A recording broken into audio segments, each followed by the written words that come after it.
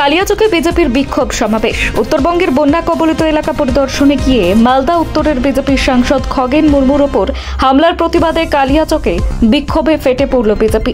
মঙ্গলবার দুপুরে কালিয়াচক থানা রোডে বিজেপি কর্মী সমর্থকেরা সমাবেশে অংশ নেন।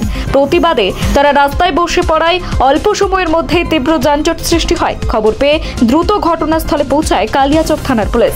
পুলিশি হস্তক্ষেপে অবশেষে বিক্ষোভ সমাপ্ত হয় এবং যান চলাচল স্বাভাবিক হয়। কালিয়াচকে বিজেপি মণ্ডল সভাপতি পলাই সাহা জানান, আমাদের সাংসদদের ওপর নৃশংস হামলার ঘটনায় দোষীদের গ্রেফতার করতে হবে। যদি প্রশাসন দ্রুত পদক্ষেপ না নেয় তাহলে আমরা বৃহত্তর আন্দোলনে নামতে বাধ্য হব।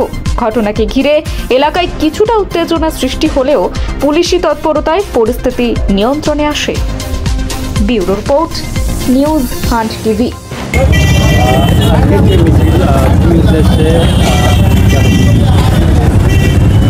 উদ্দেশ্যটা হচ্ছে নাগরাকাটায় যে বন্যা বিধ্বস্ত, সেখানটায় আমাদের রাজ্য সভাপতির নির্দেশে সবাই ছুটে গেছিলেন এবং আজকে যে আমাদের উত্তর সাংসদের খগেনদাকে যেভাবে নৃশংসভাবে মারা হয়েছে এটা লজ্জাজনক।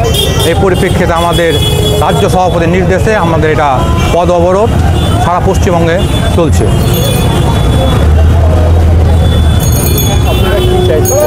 আমরা চাইছি এর প্রতিবাদ, কারণ আমরা চাইছি যারা সন্ত্রাসবাদী তাদের অ্যারেস্ট করা হোক, কারণ প্রশাসন তাদের নিশ্চুপভাবে ছেড়ে রেখেছে, তাদেরকে এখন পর্যন্ত কোনো অ্যারেস্ট করা হয়নি।